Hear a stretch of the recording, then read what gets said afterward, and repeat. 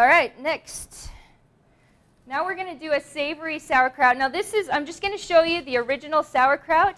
Now if you go out to the refrigerated section out here and get Bubby's sauerkraut, which is a live lacto-fermented sauerkraut that hasn't been cooked or processed, it's going to be like, what is it, $7 a bottle? It's pretty expensive. For a quart jar of it, it's going to be $7 or $8. So I'm going to show you how to make the same thing as the Bubby's fermented cabbage or sauerkraut, but instead of it being $7 or $8, we're going to do it for like less than $1, okay, for the same thing. All right, so we've got my cool little salad master guy here. Now I'm going to show you a cool little trick with cabbage. If you take the jar, here's how to make the little seal, the cabbage seal with this. If you take the jar, find the little rib on the cabbage, and that's going to be the strongest part of the cabbage. So you take that and you put your jar on top of the rib right there, and you take your knife and you cut around the jar and use the jar as like a template to see how big you want that little cabbage ring to be. I'll show you the, okay. See that I used the jar to make the little circle, so that's as big as the jar. And all you do is you just cut through there about 3 or 4 leaves deep before you shred your cabbage, and what that does is now it has your little bottle seal all ready to go. Okay, so just do that before you grate up your cabbage, because if you have a pile of grated cabbage and you're out of cabbage and then you don't have your jar seal, you'll be sorry. Okay. All right, I'll do it with the clear bowl this time so you guys can kind of see how it works.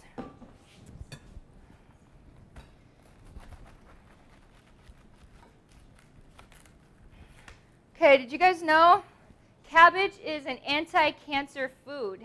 It's a cruciferous vegetable. It's really great with all its anti-cancer properties. It also helps you to build your immune system. All of your cruciferous vegetables are immune builders. It's very high in your antioxidants, and in the core of the cabbage, not in the leaves, but in the core of the cabbage, there's a property in there, and I forgot what it's called right now, but when you, pepsin, there's pepsin in the cabbage core, and what it does is it helps you to, it's like a digestive enzyme. You take those, they sell them in the pill form. You take those and it helps you to digest your food better. If you pull the core out and don't eat it, then you're missing out on all those awesome digestive enzymes. So the cool thing with this is you can grate that core down really small. The core's kind of, it's just really hot and spicy, like it'll burn your tongue. And so you don't want to eat that straight, but if you just mix it up with your cabbage leaves, then you're not even going to notice it, because it's just going to be a really small amount, but you'll still get all the benefits, the health benefits of it, okay? Okay, so we've got the core and everything in there.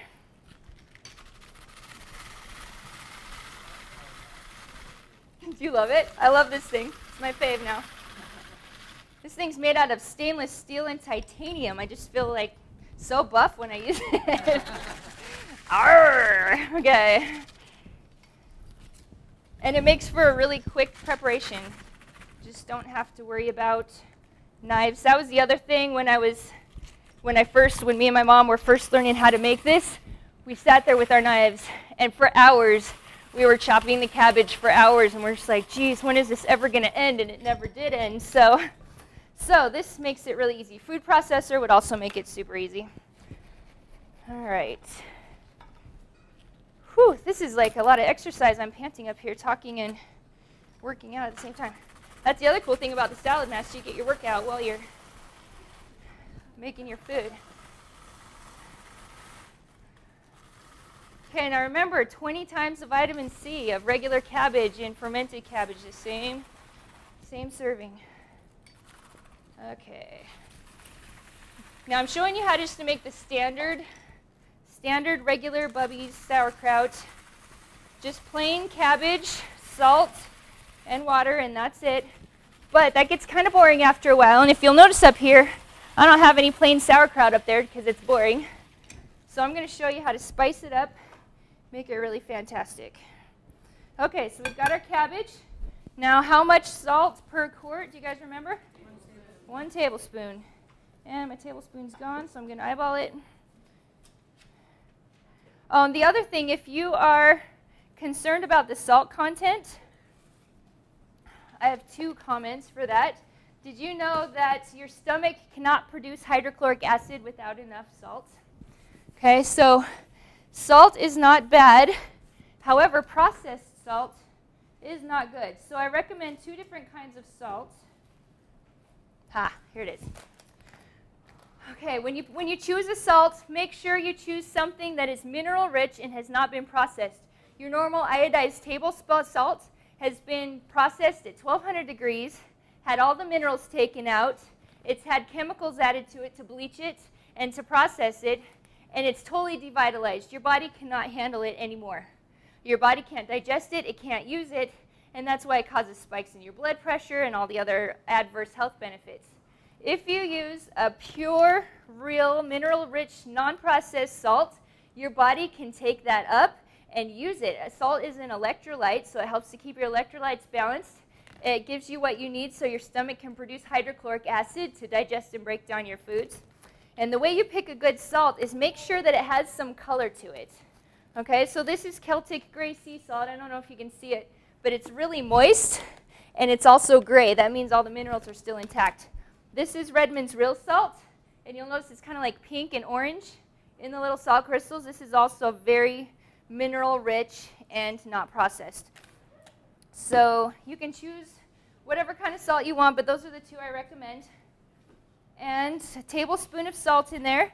And again, what are we going to do? We're going to massage the cabbage. Now with the cabbage, it's a little more important to massage than with the apples. Like with the apples, you didn't want to crush it too much, but with the cabbage, you want to keep massaging it until the brine starts to form at the bottom of the bowl.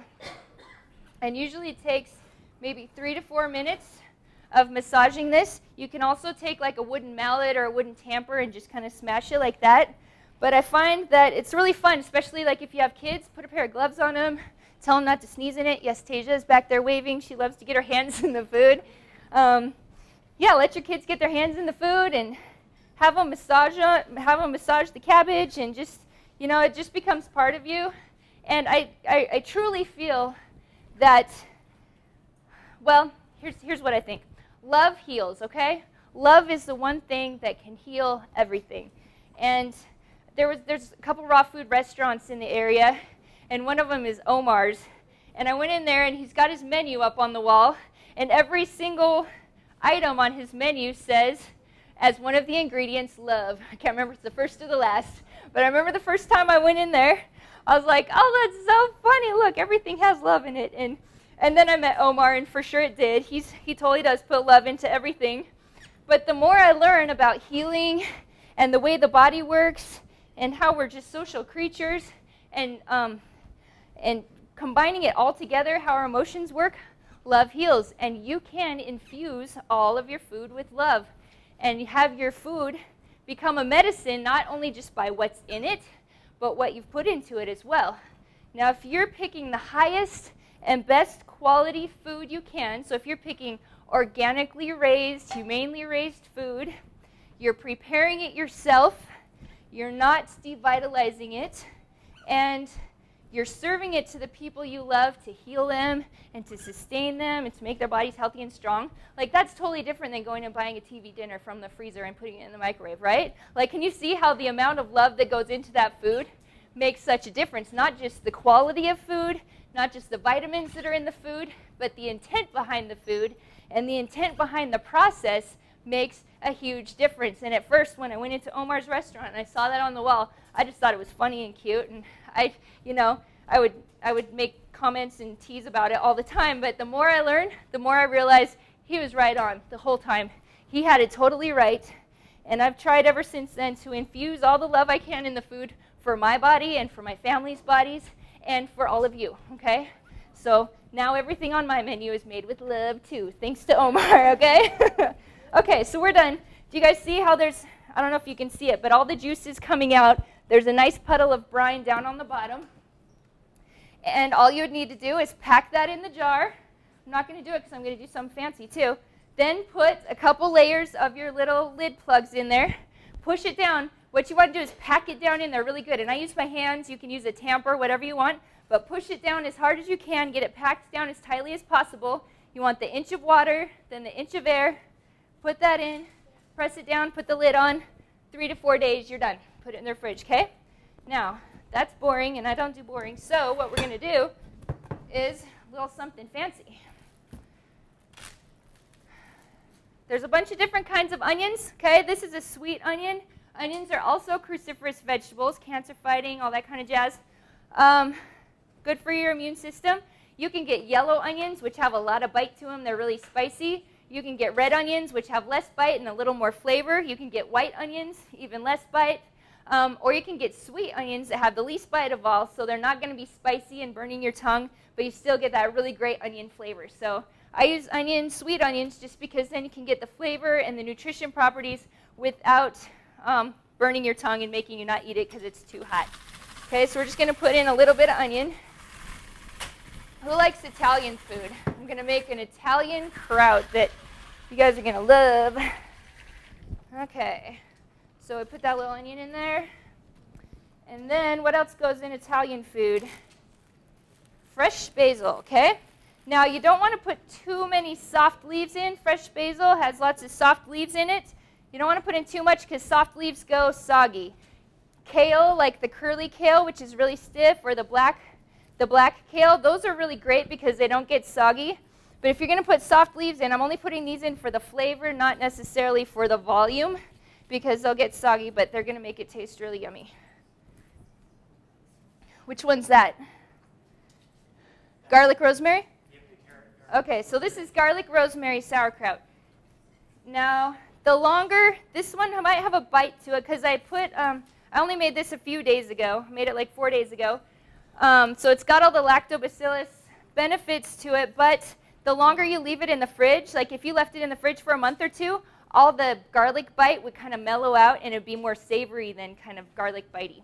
So if it is a little bit bitey, just leave it in the fridge longer and it will mellow out and age with time. What do you guys think? You love it? That's not plain sauerkraut, right? It's way better. Yes?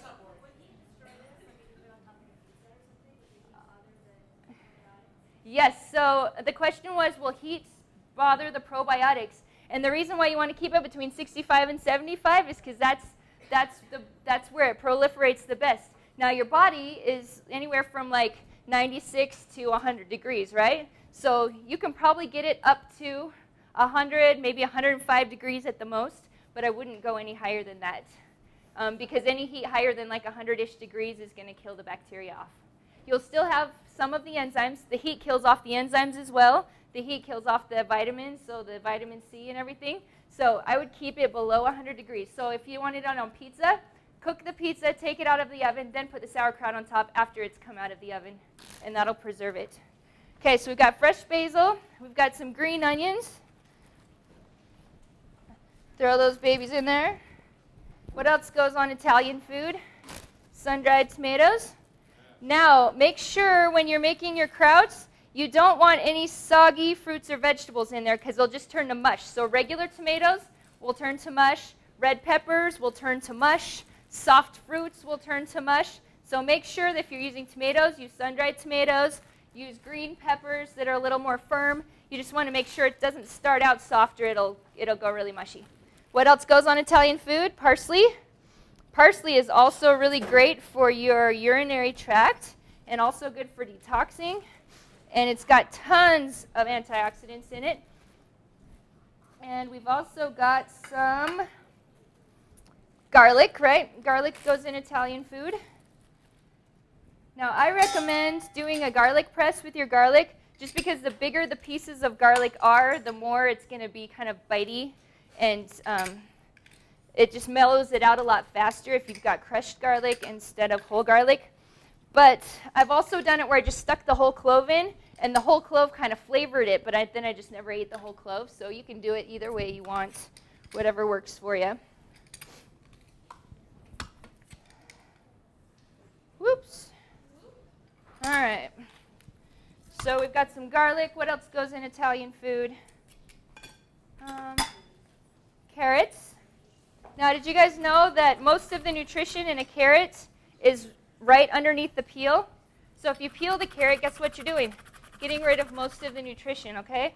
So I recommend scrubbing your carrots really good, but don't peel them. And then you're going to get most of the nutrition in that carrot, okay? Now something else fun, besides having flavor variety for non-boring sauerkraut, is having color variety. So what if all those bottles up there were like the same color, right?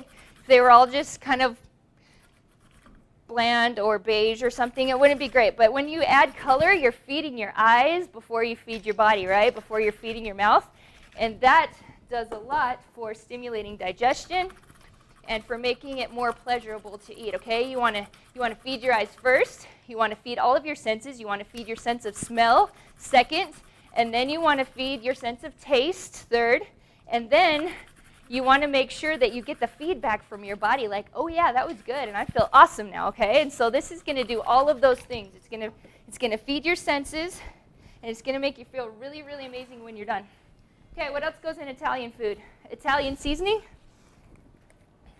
Okay, so we're just going to put some of that in there. Rule of thumb is just depending on how flavorful you like it. I like mine stuffed with flavor, so I'm going to put a ton in there. If you just like a hint of flavor, then just put a little in. It's up to you. Here's some black pepper. Black pepper is really great as a digestive aid, but only if it's raw. If you cook it, it turns into a digestive deterrent. So be careful with that. We've got some red pepper flakes to give it a little bit of spice and sass. It's pretty good, huh? Okay. So we've got all that in there, and then we're just going to mix it all up. And we've got a really amazing Italian sauerkraut that's going to be so good. So as you can see, if you just make a few flavors, no matter what you're eating for dinner, you can find a complementary flavor and just have this as like part of your salad, right? You got a 1/4 cup or a 1/2 cup of kraut on the side, and you're all ready to go. Isn't that pretty? So I'm not going to do it again because we want to get to the last recipes and the raffle.